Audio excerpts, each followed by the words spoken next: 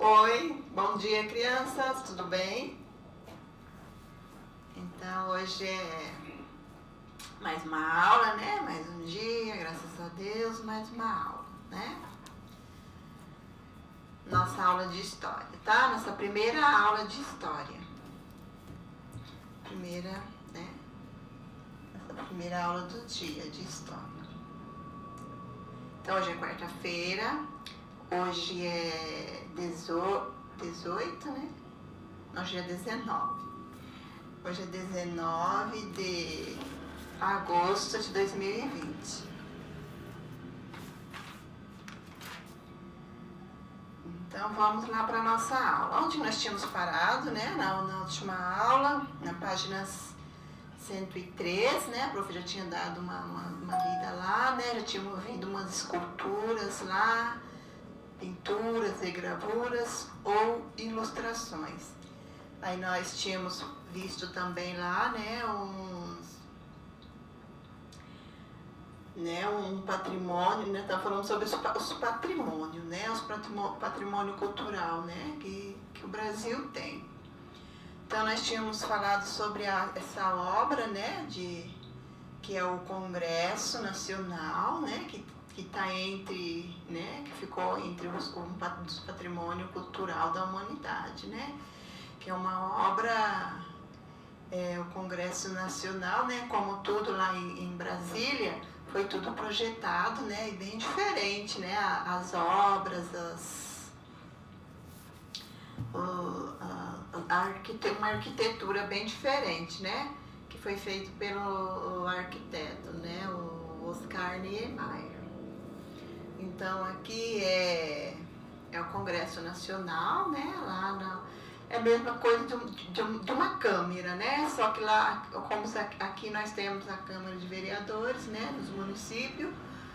Então esse é o Congresso Nacional, que é como se fosse a Câmara dos Deputados e Senadores, né? Eles que trabalham lá, os deputados e os senadores. Então vocês podem ver, né? Bem bonito. E ali de volta, né, também tem... Por lá também tem a Praça dos Três Poderes. Aí então tem uma pergunta lá, né? Por que Brasília é considerada uma cidade planejada do Brasil? Porque foi construída e só depois recebeu seus habitantes. Por isso é a primeira cidade planejada, né? Primeiro ela foi planejada, ela foi construída, como se constrói uma casa, uma coisa, né? Aí depois os habitantes vieram, né? Não foram os habitantes, né, que foram construindo, ela primeiro foi construída. Certamente, né? Claro que depois ela foi ganhando expansão, né? Foi crescendo, né? Porque veio para lá mais pessoas do que eles tinham planejado. Aí lá na outra, lá nós temos, né, monumento às bandeiras, tem um monumento lá, né, das bandeiras, de 1953. A obra representa os bandeirantes do período colonial do Brasil, né, assim que o Brasil começou, período colonial, assim que o Brasil começou a ser povoado. Aurélio de Figueiredo, Descobrimento do Brasil, 1887, né, aquela lá é uma obra de arte do descobrimento do Brasil, né, assim que os portugueses chegaram pelas primeiras vezes no Brasil. Lá na página 104, então vamos lá. Você é o historiador. Além das obras que fazem parte do seu acervo, o prédio do Museu Nacional de Belas Artes, no Rio de Janeiro, é considerado patrimônio cultural material. Ele foi projetado pelo arquiteto Adolfo Morales de los Rios e construído em 1908 para sediar a Escola Nacional de Belas Artes. Apenas em 1937 foi criado um museu no mesmo prédio. Em 1973, o prédio do Museu Nacional de Belas Artes entrou para a lista de bens preservados pelo Instituto do Patrimônio Histórico e Artístico Nacional, IPAM. Então, Então, né, esse museu também entrou, né, como o Museu Nacional, o Museu de Belas Artes também entrou como, né, um bem preservado, né, no patrimônio histórico nacional.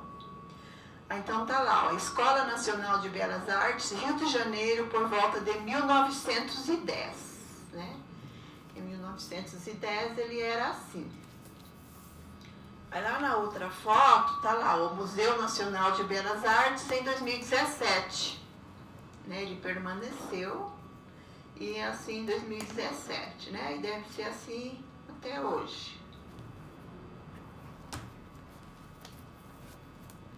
Qual a imagem mais antiga e qual é mais atual? É bem óbvio, né? A mais antiga, qual que é, né? A primeira lá, né? Que foi em 1910. Então, isso é para você responder, tá? Qual que é a mais antiga e qual que é a mais atual. Quanto tempo você passou entre a imagem mais antiga e a mais atual? Quanto tempo você passou de 1910 para 2017? Aí você vai ter que fazer uma continha aí, né? De 1910 para 2017, quantos anos vai dar?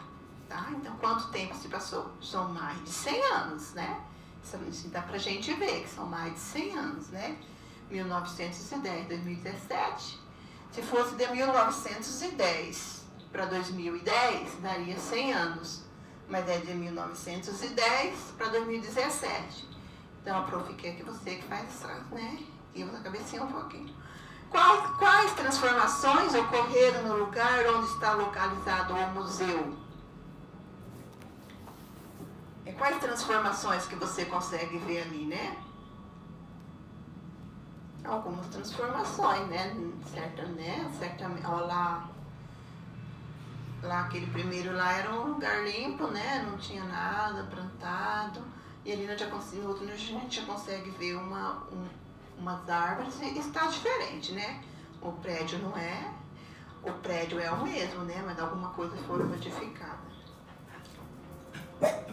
Podemos afirmar que o museu está preservado? Justifique sua resposta.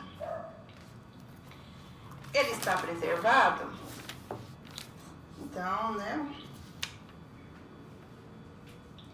Ele está, né? Que depois de tantos anos, a gente olhando assim, ele está bem, né? Então, ele, né? Mas essa é a sua resposta. Patrimônio cultural e material. Patrimônio cultural e material são as diversas práticas presentes em vários momentos da vida das pessoas, como o preparo de um alimento, uma dança, o jeito de festejar, um canto, uma forma de tocar um instrumento, uma técnica, uma brincadeira, entre outros exemplos, né? Tudo isso pode ficar para a história, né? Não tem quantos jeitos de festejar, né? Que é histórico, que permaneceu, ficou, tem alguma dança que permaneceu, até um alimento, né? Já faz parte da história do Brasil, né? Em 2004, o modo de fazer a farinha de mandioca foi declarada patrimônio cultural e material do Brasil. Isso aconteceu porque a importância da farinha de mandioca na alimentação dos brasileiros é histórica. Sua preparação é de origem indígena e os primeiros registros desse alimento foram feitos pelos portugueses, assim que desembarcaram no Brasil. Leia o trecho da carta de Pedro Vaz de Caminha enviando ao rei de Portugal no ano 1500. Então, né, a farinha da mandioca, né,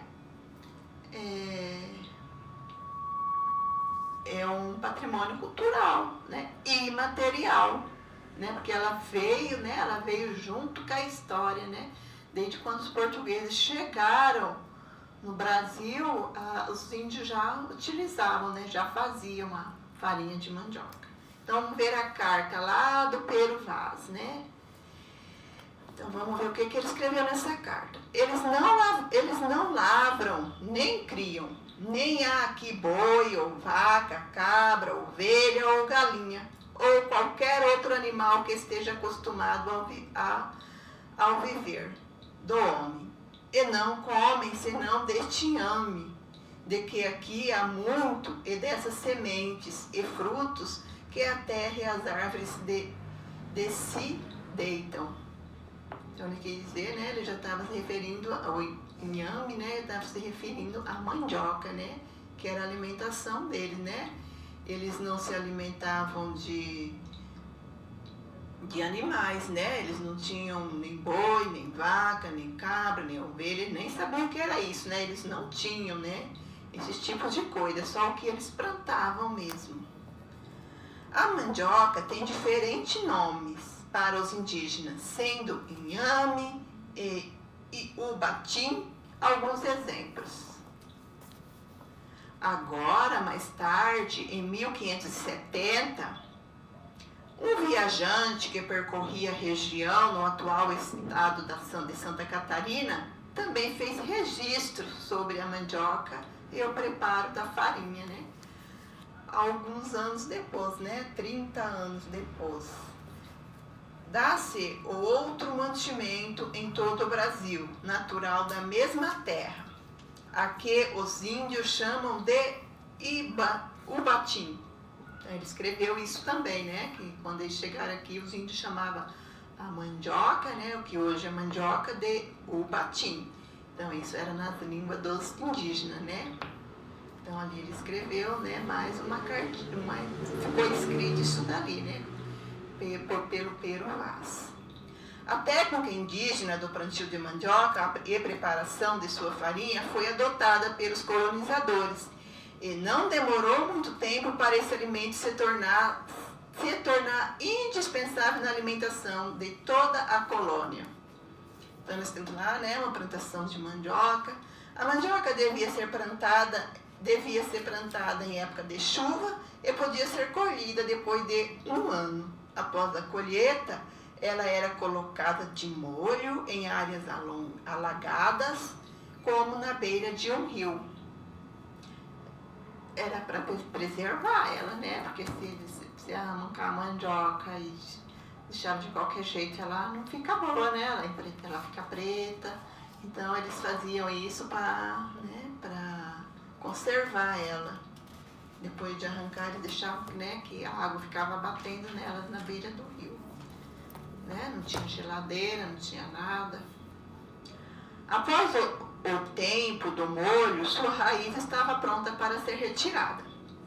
Em seguida, as raízes eram raladas e passadas pelo tipipi, que comprimia a mandioca até sair um líquido.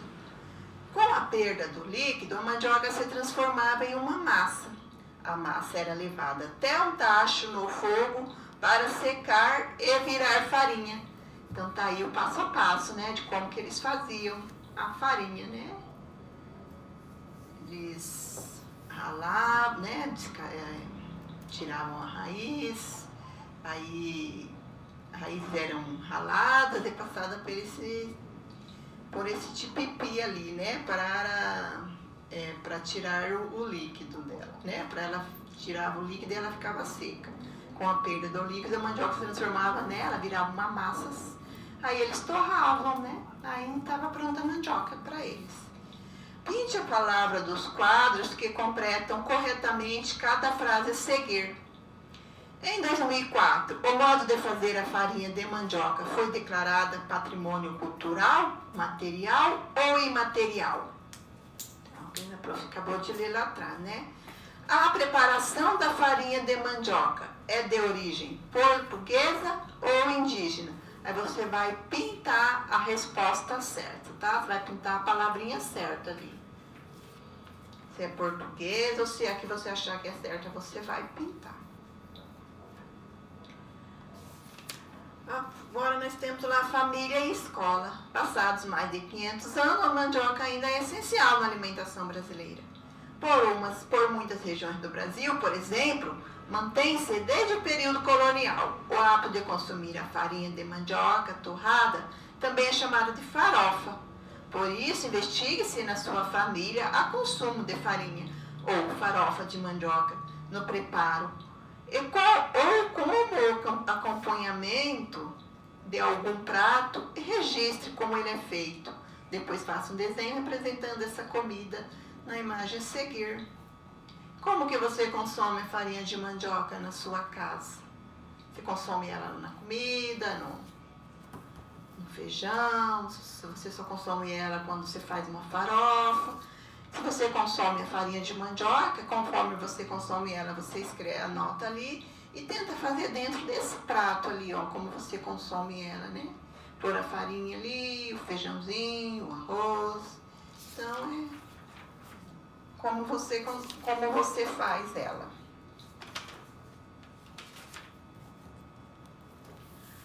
Outro tipo de patrimônio cultural e material são as danças.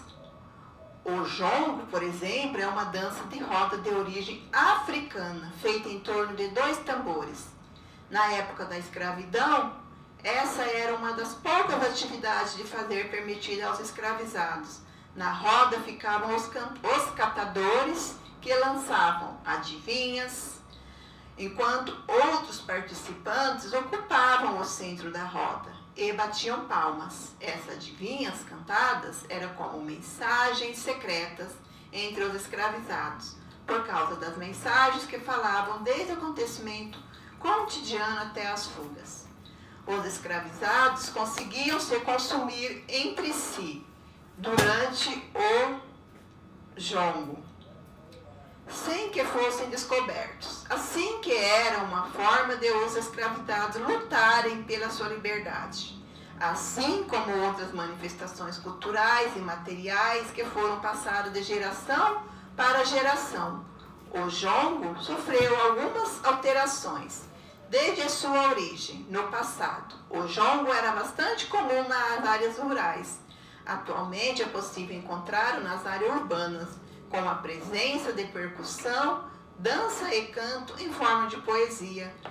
Apresentação de jongo na cidade de Rio de Janeiro. Então, o jongo também é uma dança, né? Que é um patrimônio cultural, né? Que desde o começo do Brasil ela é uma dança existente. Com o tempo, o jongo deu origem a outras manifestações culturais no Brasil, como o samba.